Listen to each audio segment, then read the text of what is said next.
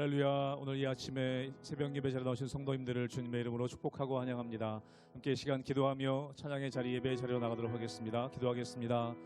하나님, 오늘도 저희들을 주님의 품 안에 품어주시옵소서. 저희들 연약하고 부족하오니 주님 만지시고 이끄심 가운데 온전히 순종하며 나아가는 하루 되게 하여 주시옵소서. 오늘도 새일 행하실 주님, 우리를 향하여 주님께서 갖고 계신 계획을 이루시기를 간절히 원하오니 오늘도 우리 말씀하여 주시고 우리에게 은혜 허락하여 주시옵소서. 감사드리며 예수님 이름으로 기도하옵나이다. 아멘.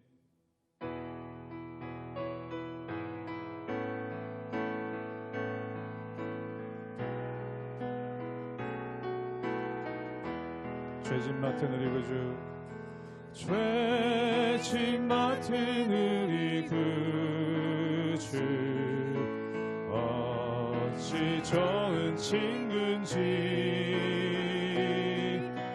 걱정 근심 무거운 짐 우리 주께 맡기. 처음 고백합니다. 죄짐 맡은 우리 구주, 죄짐 맡은 우리 구주, 어찌 좋은 친구인지 걱정 근심 무거운 짐 우리 주께 맡기세. 주께 고한 없는 고로 복을 받지 못하네. 사람들이 어찌하여 아뢰 주를 모를까. 시험 걱정 모든 괴로움, 시험 걱정 모든 괴로움 없는 사람 누군가. 부질없이 낙심 말고 기도드려 아뢰세. 이런 진실하신 친구 찾아볼 수 있을까. 우리 약함 아시오니 어찌 아니하릴까. 근심 걱정 무거운 짐, 근심 걱정 무거운 짐 아니 진자 누군가. 피난처는 우리 예수, 주께 기도드리세. 세상 친구 멸시하고 너를 조롱하여도 예수 품에 안기어서 참된 위로받게. 세상 친구 멸시하고, 세상 친구 멸시하고 너를 조롱하여도 예수 품에 안기어서 참된 위로받겠네.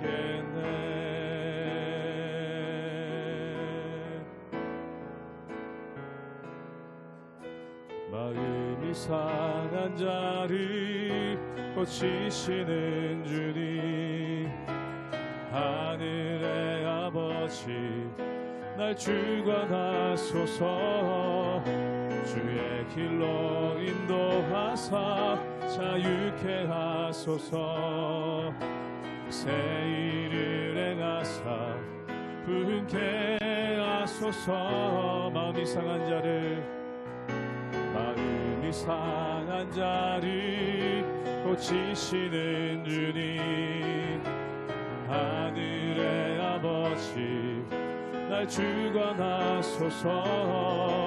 주의 길로 인도하사 자유케 하소서. 새 일을 행하사 분케 하소서. 의에 줄이고 목이 마르니 성령의 기름 부소서. 의에 줄이고 목이 마르니 내 잔을 채워 주소서. 성령으로 채우사 성령으로 채우사 주 보게 하소서. 주의 임재 속에 은혜 알게 하소서. 주 뜻대로 살아가리 세상 끝날까지. 나를 빚으시고 새 날 열어주소서. 의에 줄이고 목이 마르니 성령의 기름 부소서. 의에 줄이고 목이 마르니 내 잔을 채워 주소서. 의에 줄이고 목이 마르니 의에 줄이고 목이 마르니 성령의 기름 부소서. 의에 줄이고 목이 마르니 내 잔을 우리 한 번 더 믿음으로 고백하기 원합니다. 의에 줄이고 목이 마르니 의에 줄이고 목이 마르니 성령의 기름 부소서. 의에 줄이고 목이 마르니 내 잔을 채워 주소서.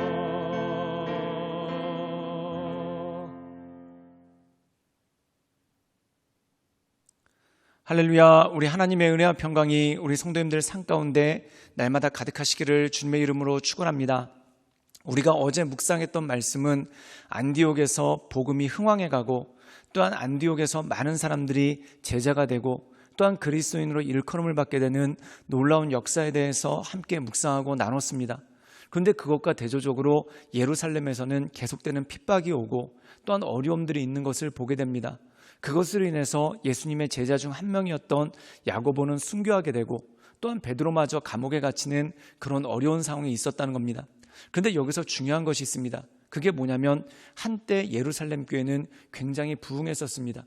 그런데 이제 안디옥 교회가 부흥하고 예루살렘 교회는 어려움이 있죠. 우리가 여기서 한 가지 주목해서 볼 것이 있습니다. 그것이 뭐냐면 하나님의 역사는 언제나 역사하시고 또한 하나님의 역사는 상황에 따라 때에 따라 역사하시는 그런 모습이 그 가운데 있다는 겁니다. 즉 다시 말해서 예루살렘이 중심이 아니라 복음이 중심이라는 것입니다. 그래서 어떻게 보면은 이제 세대 교체가 이루어지는데 예루살렘 중심의 교회에서 안디옥 중심의 교회로 그리고 베드로 중심의 교회에서 바울 중심의 교회로 바뀌게 되는 그러한 모습이 그 가운데 있는 것을 보게 됩니다. 또한 유대인들이 교회의 중심이었다가 이제 헬라인들이 교회의 중심이 되는 그러한 일들이 있죠. 그렇다면 그 이유는 무엇입니까? 사도행전 1장 8절에 보면은 너희에게 성령이 임하시면 너희가 권능을 받고 예루살렘과 온 유대와 사마리아와 땅끝까지 이르러 너희가 복음을 전파하게 될 것이다. 즉 다시 말해서 예루살렘 교회의 어려움은 한마디로 얘기해서 땅끝까지 복음이 나가기 위한 그러한 일련의 과정들이라는 것입니다. 그러므로 우리가 실망하지 말아야 될 것은 우리 삶 가운데 어려움이 있더라도 모든 것이 합력해서 선을 이루고 하나님의 뜻을 이루는 능력이 그 가운데 있다라는 것이죠. 사랑하는 여러분, 내가 힘들고 어렵다면은 내 힘듦과 어려움을 통해서 하나님께서 행하시고자 하는 선하신 일이 있고 또한 온전하신 일이 있습니다. 그러므로 그것을 기억하면서 낙심하지 말고 날마다 하나님의 인도하신 가운데 굳건함으로 서나가시는 우리 모든 성도님들 되시기를 주님의 이름으로 축원합니다. 사도행전 12장 1절에서 12절 말씀입니다. 그때 헤로드 왕이 손을 들어 교회 중에서 몇 사람을 해하려 하여 요한의 형제 야고보를 칼로 죽이니 유대인들이 이 일을 기뻐하는 것을 보고 베드로도 잡으려 할세 때는 무교절 기간이라. 잡음에 옥에 가두어 군인 내식인 네 패에게 맡겨 지키고 6월절 후에 백성 앞에 끌어내고자 하더라. 이에 베드로는 옥에 갇혔고 교회는 그를 위하여 간절히 하나님께 기도하더라. 헤롯이 잡아내려고 하는 그 전날 밤에 베드로가 두 군인 틈에서 두 쇠사슬에 매어 누워 자는데 파수꾼들이 문 밖에서 옥을 지키더니 호련히 주의 사자가 나타나매 옥중에 광채가 빛나며 또 베드로의 옆구리를 쳐 깨워 이르되 급히 일어나라 하니 쇠사슬이 그 손에서 벗어지더라. 천사가 이르되 띠를 띠고 신을 신으라 하거늘 베드로가 그대로 하니 천사가 또 이르되 겉옷을 입고 따라오라 한대 베드로가 나와서 따라갈새 천사가 하는 것이 생시인 줄 알지 못하고 환상을 보는가 아니라. 이에 첫째와 둘째 파수를 지나 시내로 통한 쇠문에 이르니 문이 저절로 열리는지라. 나와서 한 거리를 지나매 천사가 곧 떠나더라. 이에 베드로가 정신이 들어 이르되 내가 이제야 참으로 주께서 그의 천사를 보내어 나를 헤롯의 손과 유대 백성의 모든 기대에서 벗어나게 하신 줄 알겠노라 하여 깨닫고 마가라 하는 요한의 어머니 마리아의 집에 가니 여러 사람이 거기에 모여 기도하고 있더라. 오늘 말씀 가운데 보면은 사도행전 12장 1절에 보면은 그때에 라는 표현이 나옵니다. 그럼 그때가 언제일까요? 우리가 사도행전 11장에 보면은 안디옥 교회가 부흥하고 또한 안디옥 교회 바나바와 바울이 들어가서 많은 사람들에게 복음을 전하고 또한 많은 사람들이 교회에 모여서 하나님의 말씀 가운데 나가고 또한 그들이 그리스도인이라 칭송을 받고 많은 사람들이 예수님을 믿게 되는 대부흥의 사건이 일어납니다. 그 대부흥이 일어나고 있었던 그때에 예루살렘에서는 어떤 일이 일어났는가? 헤롯 왕이라는 사람이 손을 들어서 교회 중에 몇 사람을 해했다는 것입니다. 즉 다시 말해서 전에는 유대 관원들 그리고 제사장들과 바리새인들에 의해서 박해가 자행됐는데 이제는 헤롯 왕, 이 유대 지역을 다스리고 있는 정치 권력자인 왕이 직접 나서서 백성들의 민심을 얻기 위해서 교회를 핍박하게 되는 그런 상황이 있었다는 겁니다. 이 핍박 가운데 어떤 일이 벌어지냐면 우리가 너무나 잘 알고 있는 요한의 형제 야고보가 죽게 되는 그러한 일들이 생겼습니다. 또한 그뿐만 아니라 야고보를 죽이고 나니까 사람들이 좋아합니다. 그래서 이 헤롯이라는 사람이 유대인들의 환심을 얻고자 베드로마저도 감옥에 가둬버리는 그러한 모습이 그 가운데 있는 것을 보게 됩니다. 그런데 오늘 말씀 가운데 보면은 하나님의 역사가 나타나죠. 그게 뭐냐면 아직 베드로가 순교할 때가 아니고 또한 아직 베드로에게 남아있는 사명이 있기 때문에 하나님께서 이 베드로를 감옥에서 꺼내주시는 그러한 일이 있었다는 겁니다. 우리 함께 사도행전 12장 9절의 말씀을 읽도록 하겠습니다. 제가 읽겠습니다. 베드로가 나와서 따라갈새 천사가 하는 것이 생시인 줄 알지 못하고 환상을 보는가 하니라.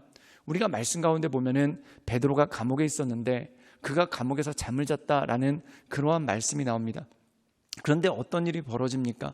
감옥에 있었을 때 천사가 그를 깨웠죠. 그리고 그를 인도해서 감옥에서 나오게 하는 그러한 역사가 있었다는 겁니다. 그때 이 베드로가 워낙 황망해서 이게 꿈인지 생신지 알지 못하는 그러한 일들이 있었죠. 그리고 이 베드로가 감옥에서 나와서 찾아간 곳이 그들이 성령을 받았던 마가의 다락방이었다는 겁니다. 그럼 마가의 다락방에서는 어떤 일이 벌어졌을까요? 우리 함께 사도행전 12장 12절의 말씀을 읽도록 하겠습니다. 깨닫고 마가라는 요한의 어머니 마리아의 집에 가니 여러 사람이 거기 모여 기도하고 있더라. 사랑하는 여러분, 성령의 역사 그리고 초대교회의 역사는 이 마가의 다락방에서 시작되었습니다. 그런데 이 마가의 다락방을 지키면서 계속해서 기도하는 기도의 무리들이 있었다는 겁니다. 이 기도의 사람들, 예루살렘에 모여서 박해와 어려움이 있었지만 이곳에서 기도하는 사람들이 있었기 때문에 복음이 전파되고 또한 사도들이 이 모든 일들을 감당할 수 있는 능력이 그 가운데 있다라는 것이죠. 우리가 흔히 하는 이야기 중에 초심을 잃어버리면 안 된다라는 그런 이야기를 합니다. 또한 기본으로 돌아가자라는 그런 이야기를 합니다. 사랑하는 여러분, 초대교회의 기본은 무엇입니까? 마가의 다락방입니다. 성령의 임재와 또한 성령의 권능 주심을 바라보며 기도하는 사람들, 그 기도의 자리를 지키는 사람들이 있었기 때문에 이 복음이 예루살렘을 넘어 온 유대로, 사마리아로, 그리고 땅끝까지 전해질 수 있었고, 또한 여러 가지 박해와 환난에도 불구하고 담대하게 복음을 전할 수 있는 능력이 그 가운데 있다라는 것입니다. 사랑하는 여러분, 신앙생활의 기본 중 기본은 무엇일까요? 말씀을 의지하여 기도하는 것입니다. 우리가 요즘에 여름을 맞이하여서 아마 많은 교회에서 여름 성경학교도 하고 수련회도 하고 또한 비전 트립이나 아우리치도 할 것입니다. 그런데 잊지 말아야 될 것이 있습니다. 기도가 모든 것의 중심이라는 것입니다. 이 기도하는 자리를 떠나지 않을 때, 또한 이 기도를 통해서 모든 것들을 강구하며 나갈 때 성령의 역사하신 가운데 나가게 된다는 것이죠. 사랑하는 여러분, 기도하지 않으면 사람은 환경의 지배를 받습니다. 또한 기도하지 않으면 사람은 자기가 기준이 돼버립니다. 그런데 기도할 때 환경을 뛰어넘을 수 있는 힘, 또한 기도할 때 내 한계가 아닌 하나님의 역사하심을 바라볼 수 있는 능력이 나타난다는 것이죠. 사랑하는 여러분, 우리에게 많은 일들이 있고 또한 여러 가지 프로그램들이 있고 또한 교회에서 많은 사역과 봉사들을 하실 것입니다. 그런데 기본을 잊지 마십시오. 기도가 가장 모든 것의 중심이고 기도입니다. 기도를 통해서 우리는 새 힘을 얻고 기도를 통해 우리는 하나님의 역사를 경험할 수 있는 것이죠. 그러므로 날마다 기도의 자리를 지키며 하나님의 인도하신 가운데 나가시는 우리 모든 성도님들 되시기를 주님의 이름으로 축원합니다. 함께 기도하시겠습니다. 늘 언제나 살아서 역사하신 주님, 우리가 어떤 일이 있어도 기도의 자리를 놓치지 않게 하시며 또한 날마다 기도로 엎드리게 하시고 하나님의 인도하심 따라 늘 승리함으로 주 앞에 나갈 수 있도록 주여 도와주시고 주님 역사하여 주시옵소서. 주님께 모든 걸 위탁드리오며 살아서 역사하시는 주 예수 그리스도의 이름으로 감사하며 기도드리옵나이다. 아멘.